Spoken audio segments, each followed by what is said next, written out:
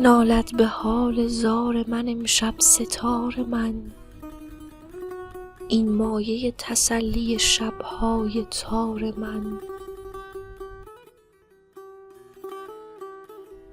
ای دل ز دوستان وفادار روزگار، جز ساز من نبود کسی سازگار من.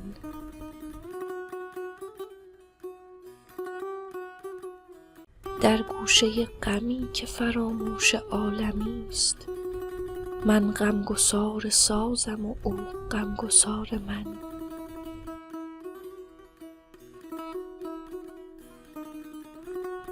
اشک است جویبار من و ناله ستار، شب تا سحر ترانه این جویبار من.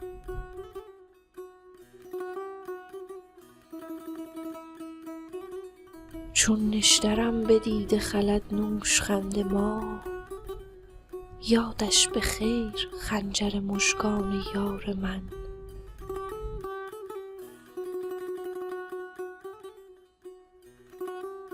رفت و به اختران سرشکم سپرد جای، ماهی که آسمان بربود از کنار من.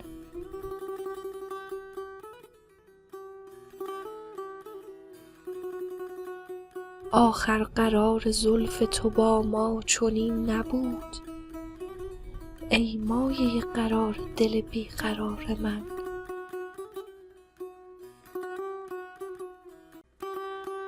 در حسرت تو میرم و دانم تو بی وفا، روزی کنی وفا که نیاید به کار من.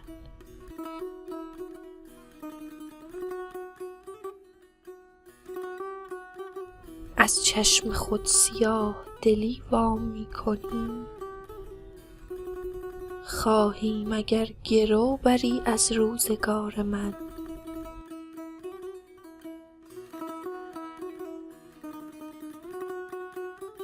اختر بخفت و شمع فرو مرد و همچنان، بیدار بود دیده شب زنده دار من.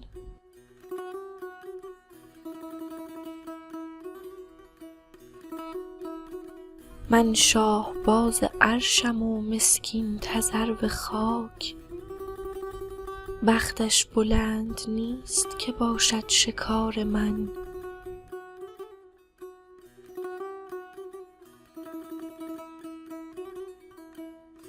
یک عمر در شرار محبت گداختم، تا صیرفی عشق چه سنجد عیار من.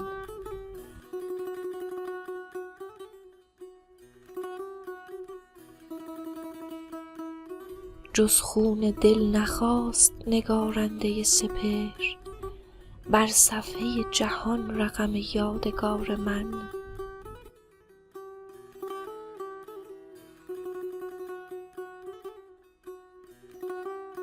زنگار زهر خوردم و شنگرف خون دل، تا جلوه کرد این همه نقش و نگار من.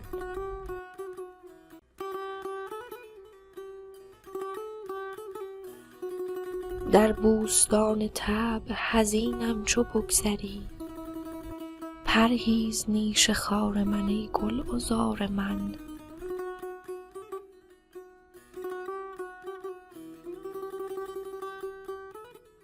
من شهریار ملک سخن بودم و نبود، جز گوهر سرشک در این شهر یار من.